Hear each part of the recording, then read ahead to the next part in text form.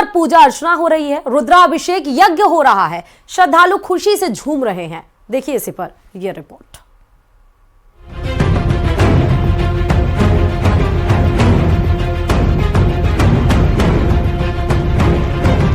संभल के दीपासराय इलाके में मिले महादेव मंदिर के बाद अब वहां पर पूजा अर्चना शुरू हो गई है।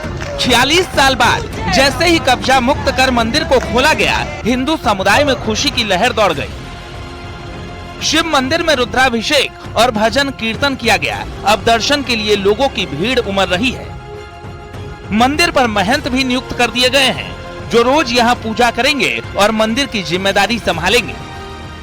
सुबह यहाँ 5 बजे से पूजा आराधना चल रही है। अभी रुद्राभिषेक हो चुका है। शाम को हनुमान जी बालाजी का चोला चढ़ेगा और संध्या कीर्तन चलेगा और हनुमान चालीसा का पाठ, सुंदरकांड का पाठ होगा यहाँ।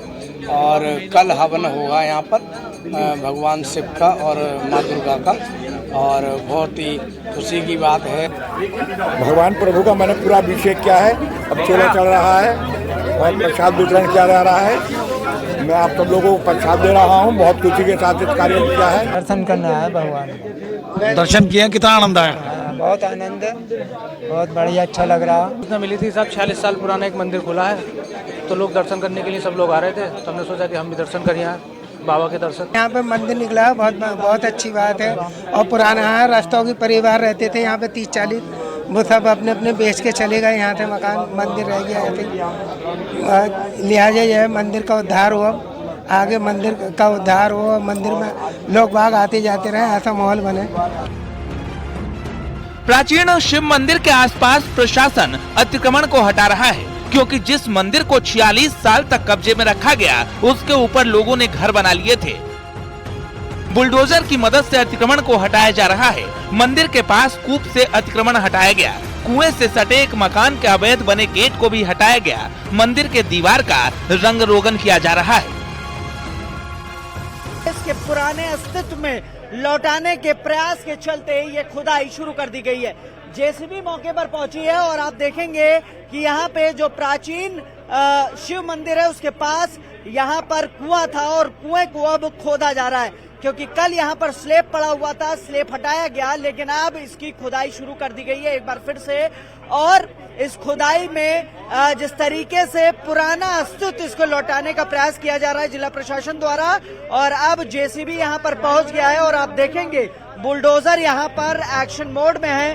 बुलडोजर कार्रवाई कर रहा है ताकि जो कुआं है वो अपने पुराने अस्तित्व में आ सके, और इसी को लेकर अब यहाँ पर दोबारा से एक बार बुलडोजर पहुंचा हुआ है और यहाँ पर कार्रवाई शुरू कर दी गई है।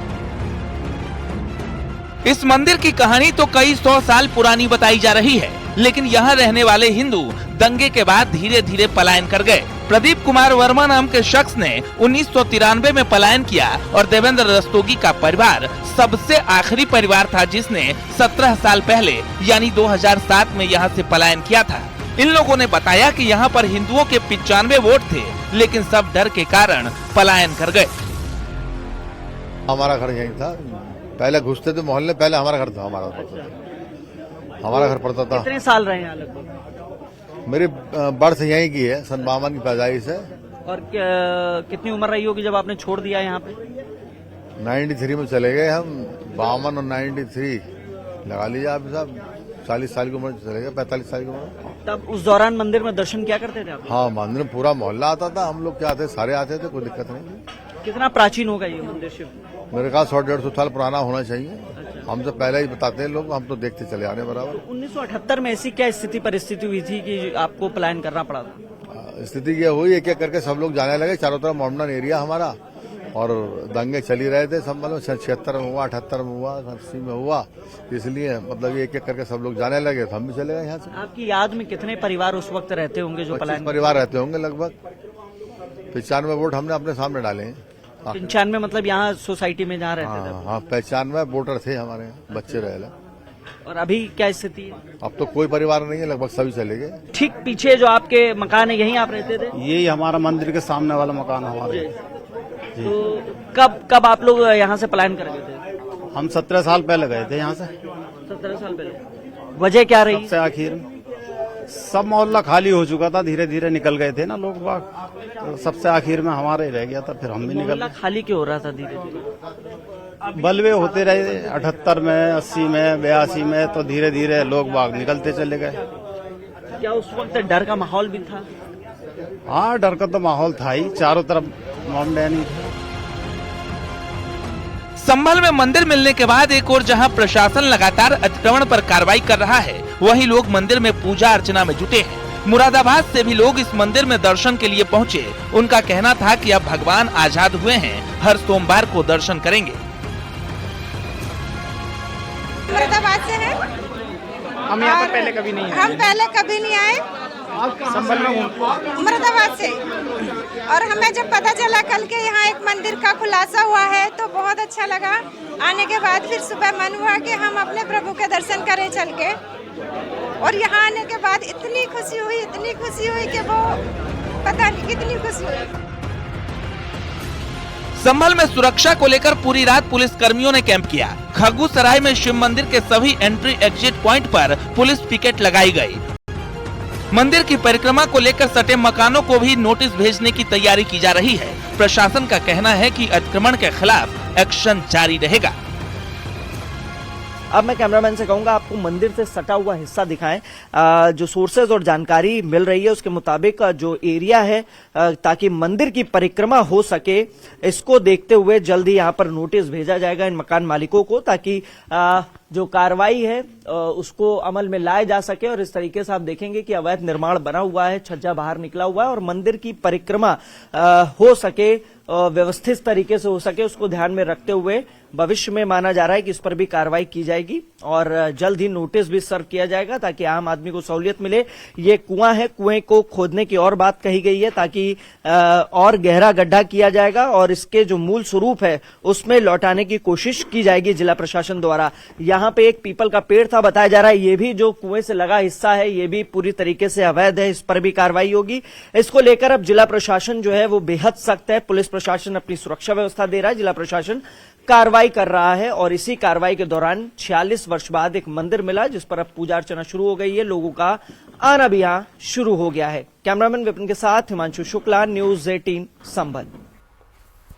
और चलिए खबरों में आगे बढ़ते हुए सीधे खबर आपको बेंगलुरु के चर्चित engineer Atul Subhash suicide case की बताते हैं, क्योंकि मुख्य आरोपी निकिता सिंघानिया की अर्जी पर इलाहाबाद हाईकोर्ट में सुनवाई होगी। निकिता सिंघानिया ने गुजारा भत्ता दिए जाने के जौनपुर जिला कोर्ट के 29 जुलाई के आदेश को इलाहाबाद हाईकोर्ट में चुनौती दी थी। निकिता की इस अर्जी में पति अतुल सुभाष को पक्षकार बनाया गया था। हालांकि अतुल ने पिछले हफ्ते खुदकुशी कर ली है। तो अतुल सुभाष केस से जुड़ी हुई इस वक्त की बड़ी खबर आपको बता रहे हैं। निकिता सिंघानिया की अर्जी पर आज सुनवाई होगी। इलाहाबाद हाईकोर्ट में यह सुनवाई होगी। जौनपुर जिला कोर्ट के फैसले के खिलाफ अपील की गई थी और उसमें पति अतुल सुभाष को ही पक्षकार बनाया गया था, लेकिन अतुल ने पिछले हफ्ते ही खुदकुशी कर ली और आज उनकी अर्जी पर होगी सुनवाई। गृह मंत्री अमित शाह 2 दिन के छत्तीसगढ़ दौरे पर है और इस दौरान अमित शाह नक्सल विरोधी अभियान की समीक्षा करेंगे और प्रदेश में विकास कार्यों की समीक्षा भी करेंगे। केंद्रीय गृह और सहकारिता मंत्री अमित शाह आज सुबह 10 बजे जगदलपुर में अमर शहीदों को श्रद्धांजलि देंगे और साथ ही शहीदों के परिवार और नक्सली हिंसा में मारे गए लोगों के परिवार से मुलाकात भी करेंगे। तो वहीं अमित शाह आज शाम 4 बजे रायपुर में वामपंथी उग्रवाद पर सुरक्षा को लेकर समीक्षा बैठक करेंगे। इससे पहले अमित शाह ने एक दिन पहले सरेंडर कर चुके नक्सलियों से मुलाकात की। गृह मंत्री अमित शाह ने 70 सरेंडर कर चुके नक्सलियों से सर्किट हाउस में बातचीत की। केंद्रीय गृह मंत्री अमित शाह ने नक्सलियों से हथियार छोड़कर मुख्य धारा में शामिल होने और विकास में योगदान देने की अपील की।